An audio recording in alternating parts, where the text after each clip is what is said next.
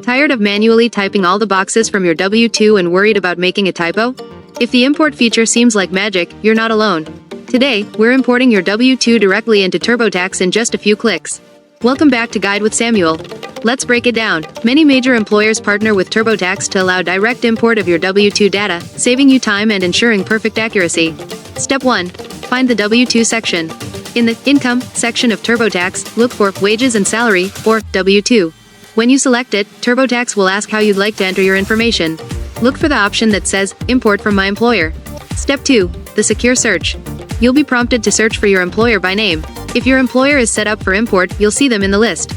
Select them, and you'll be guided through a secure authentication process, often using your company's login portal, to fetch your W-2 data automatically.